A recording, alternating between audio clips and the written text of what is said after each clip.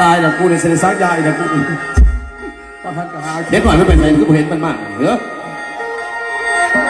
พากันเมื่อดวงตาน้องละ ไม่เสียงยังอยู่เพิ่งเฮี้ยนห้อง มาเดินตึงตั้ง ออกไปเฮี้ยนไปน้องลาไป มันอีโพสู้กันกับมันมันตึงต่างแท้ให้น้องให้นุ่งแม่จะคล้องบ่มีคุณบ่มีค่าบัดเมียบอกคำไรโอ้ยโอ้ยแม่มาขี่รถถวยบัดเมียบอกโอ้กูจะมาอิ่มกูจะมาเต็มแต่ดิ เสียงคนไหนห้าน้องลา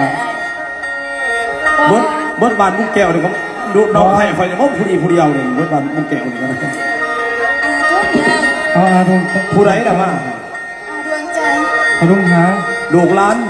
มายามหลานทั้งสองที มาขอเงินนะพ่อมึง มาขอเงินแล้วมีพ่อมีพ่อให้พ่อ โอ้ยหลายๆโพดคุณเอามาเบิดอยู่นั่นเนี่ย มาขอเงินน้ำพ่อจ้ะหวังสิไปซื้อยาให้แม่ยายจะบอกโอ้ของเจ้าบ่ให้อาสำลูกหลาน เพราะว่าแม่ใหญ่บ่สบายเตียง นี่นะลูกหลาน เล็กหน่อยเป็นไปแสบมันเห็นอยู่เพื่อนทำไมน้องฮะ อีโพให้อายอยู่บ่บอกให้จะกีบ เอาที่สี่อา แม่มึงแห่งราคา หลานทั้งสองแต่พ่อมีเงิน โสภาโลกาเอ้ย โดยพ่อ กูเห็นอยู่เพื่อนไปแสบปะ น้องล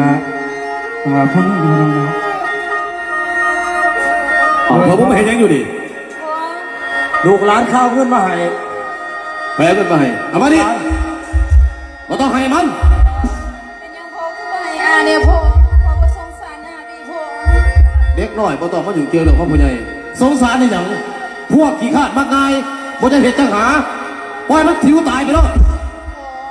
เงินเฮาก็มีบักหลวงบักให้จักแสน2 แสนก็ได้ตัว บ่อะไร แม่แล้วพ่อ วิ่งเท่าไรก็บ่ให้ขั้นให้มันเนี่ยแล้วก็เที่ยวมาขอเที่ยวมาขอเที่ยวมาขออีกนั่นมือน่ะโอ้โหจังเห็นจังหาไปพวกจะขอไปได้เงินบ่ต้องมาว่าน้ำอาเจ้า บาดดวงเตาหันสมาดีจักกันเอาบาดพ่อก็ไม่มาโคตรไม่อันบุรีหนุ่มมันก็สิบอกจังซี่นะกู ในเงินร้านก็มีผู้ละแสนติดตัว เรียกว่ามันเสื่อมพิษเบอร์บ่ คือบางซื้อยากินได้ ซื้อยาให้แม่ใหญ่ด้วย ขอบใจลูกหลาน เดี๋ยวก่อนบ่เดี๋ยวก่อนมาดูนี่เดี๋ยวก่อน ว่าเป็นยังเราพ่อก ลับเพื่อเข้าไปที่กันนะทราบมาต่อไปว่าทำไม บอกเป็นไงเด้อเด้อมาร้านขึ้นฮอด มึงอย่า ต่อไป ให้ลูกให้เต้าเด้อ ดวงตาน้องลา ลงยาไปเมื่อเสียไปเพื่อนมาต่อว่าน้ำมันพวกไปดิ ให้ เอาเพื่อ ให้ลูกให้เต้า มึงพากันดีเลยมึงอย่าน้ำตาพานวลไม่สนากูไม่เคยสงสารมึงหรอกผมมึงขี้ข้านก็ต้องคอยอยู่เพื่อนอีดวงใจอีลำไพ่มาขาอีประวัติแหงจะคดอยู่เพื่อนก็ไม่เห็นปัญหาแน่อยู่ตายยังอยู่เพื่อนก็เห็นปัญหาเมื่อเด้อยายกูขึ้นไม่เห็นมึงอีกเด้อมาตาตี ขอบใจ ที่บอกกูมาบุกตาตีมาความคมผีกูก็สิบอกมึงคือกันล่ะเป็นจะได้ไหนเห็นบ่ล่ะมาอะไรบอจะกินแล้วกูบอกกูจะบอกเมียไม่กี่ดีกี่ทีมาเย็นยัน แล้วฟังทำเจอไปทำว่า เศร้าอย่าหายก็เลยกับบ้านแหงขึ้นอีกมึงก็ได้ ไอ้ของเรามาปล่อยเด้อมาปล่อยเด้อ ที่แม่กับบ้านเปียกอีนี่กับบ้านแหงฮะโอ้มดพญาเยือน้ำเดียวนี่ละ มันเจ้าเป็นอะไรฮะ กูก็เป็นพุก เคยมาทองกันไงก็จะเป็นตับนะ โอ้ยปัจจุบันกูถอนเอาพญาตับมาให้กู โอ้ยเด้อน้องลายนั่นเอินนอนสู่บ้านเมื่อหาแก้วอีเดียว ไปเมื่ออย่าจะอยู่จนเขาจะขาเขาจะตีอีก แล้วสงสารเด้อโอ้ยเด้อเจ้ามันเอ้ยพวกคอยอยู่อายเคย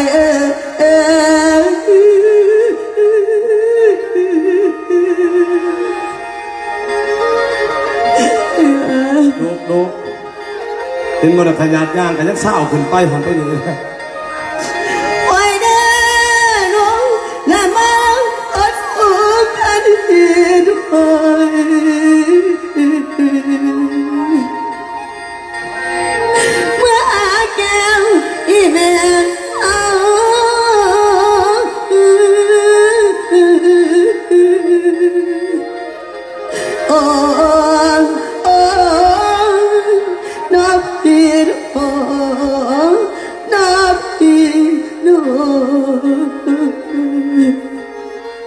ไปเมื่อมึงสิยางประท่านยังไปหาเขาบอกพี่พาอะไรเห็นว่า ไปทางไหน พี่ คนลืมทาง ท่านนั้นกับขาวันมุกแก้วเมื่อท่านนี่พี่ พ่อ จากสุขุมาสัตว์ออกอัตปือ ไปหาเมื่ออีเม เอาใจว่าหนักภาพเลย สิมือบอกอีเมมาจังไดอ่ะ เมาคือว่าวันละมันบ่ได้เงินกระบอกเราควบเมาควบจริงกับตัวเนาะ บัดนี้กูฟังเอ๋ยส่วนโดดใจผู้หน่อยมาหาอายพีกันรับใส่เสเดียวอายได้ดีน้องเพื่อนหลับสมาเนาะลูกเจ้าบัดนี้น้องหันมาเข้าสาวลำไผ่ค่อยท่าพีเสเดียวตาเป็นโต๊ะคำคอยปันนี่บ่ไหวมาบนกับสาวลำไผ่ หันหูมาหันตาจอผู้ของฟังตั้งใจต่อเจอลำไพ่ได้บอกออกมาต่อสากไว้ให้ท่านได้ทัศนาพวกพ่อลุงแม่ปากให้กาซาบารมี มีคติสาระผ่านมาแต่ตอนต้นขอบใจดังผู้ติดตามน้ำสนผลงานด้านลำเลืองเป็นลำเลียงอดอ่อนมาสะท้อนบอนพญา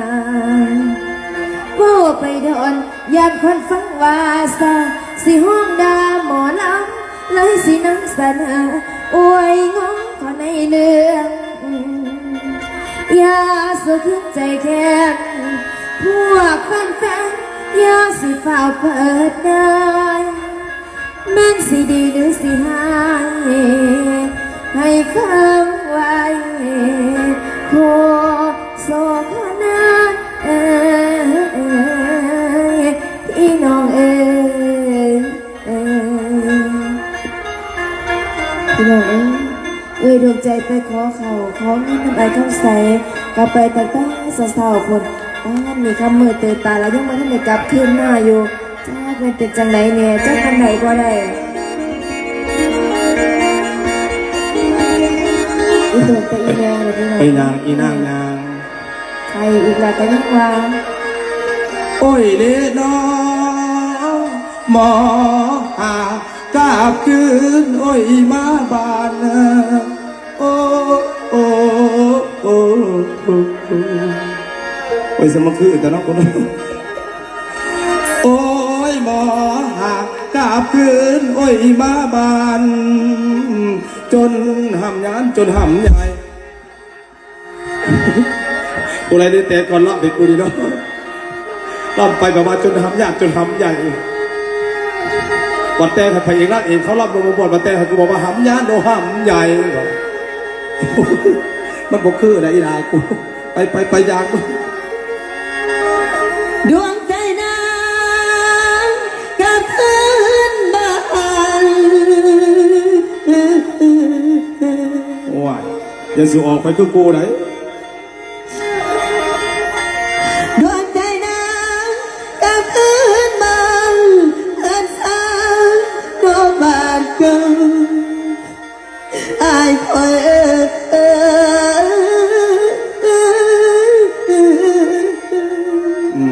ใครเนี่ยยานว่านุ่มยานนุ่มใหญ่คือกู โอ้ยเด้น้องกับมาแม่เจ้าผู้คอยน้อยแม่อยู่ ใจเป็นอย่างที่ห่วงคือไอ้มากนี่ลำให้น้องลา พี่ให้มาขึ้นมานั่งพักผ่อนในห้องน้องก่อนไอ้หาได้ล่ะ ลาพอทั้งนอนน้อยลาอ่อนเอ้ยใส่ใจน้องลา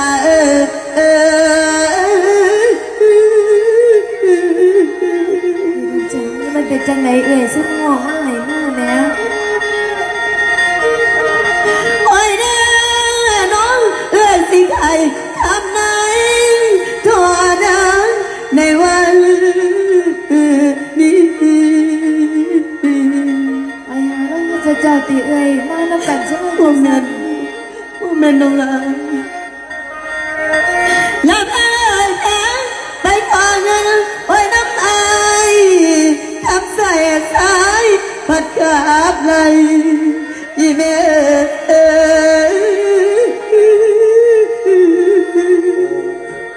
ใส่อะไรเป็นยังไงก็ทั้งใส่อะไรกับมหาสัตว์เป็นลูกหลาน แม่ละแม่หอมตะขึ้นเลยเขาไอ้นั่นว่าบ่มีสะดวก ขึ้นกับบ่ได้เขาก็บ่ใหายเอง โอ้ยเด้อน้องมาเหลือใจคันอีหน่อยน้ำตาย้อยดอกดาวคือ ใส่คือเป็นคู่ใจดำเนี่ยก็ย่อยเนาะ และแม่นายและลูกนี่ให้สะเอื้นในกับดาวหลอกอื่นมาโน้แม่ดู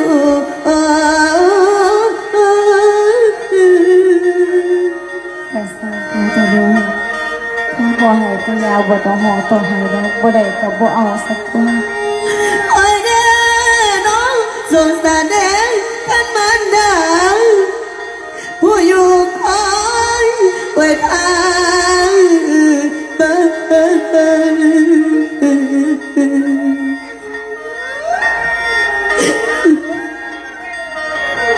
และแม่นายเป็นจังไหนไว้น้องแก้ว นี่เป็นโดโลกแล้ว ใส่ใจเอ้ยแก้วอีแม่แก้วอีแม่ เป็นที่ทุ่นใดอยู่โดโลกแล้วอยากกินไปห้องอยู่น้อยหนึ่งแม่นกจอย โอ้ยเด้อน้องห่วงหลายแดงเด้อเด้อ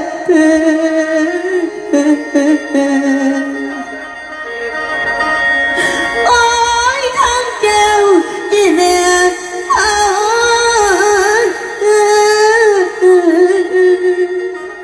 โอ้โอ้น้อแม่น้อน้อแม่น้อ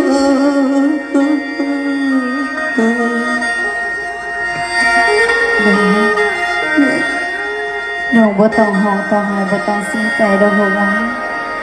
อาการแม่เป็นยังไงแม่ หา ผู้ดีคือสันโบแม่ แม่นอีหยังเอิ้นหาคอยเฮ็ดอีหยังแม่ ขอบสีมันว่าจังไดเป็นคือบ่ซอยยังจำคือบ่ให้เงินให้เขาพอดีแหม จักสิให้คอยเว้าจะได้แม่เอ้ยมันมาจากมีแตะป่วยมีแตะโซ่มันป่วยโซ่ไหลมันก็บอกว่าตายซะแม่มันก็บอก ไอ้คำใส่ต้องบอกปานนันเตียฮะ เว้าปานนั้นนั่นแหละจะว่าคอยเว้าอยู่จะว่าคอยเว้าแล้วบ่แล้วอยู่เขาว่าโอ้ยบัดทีเขาสมาหีขำหีคู่บัดทีเจ้าสมบุคคำบ่พูดเอาไปจูดถิ่นซะเขาว่าหีเจ้าแม่เขาว่าแม่น่ะตัวเนาะลูกชายตัวเองแท้ๆยังบ่เป็นตาเตียบ่เป็นตาหา แม่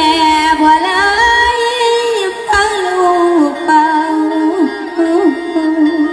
สงสัยเป็นเชี่ยวกันบ่ได้จังได้กับแม่ใส่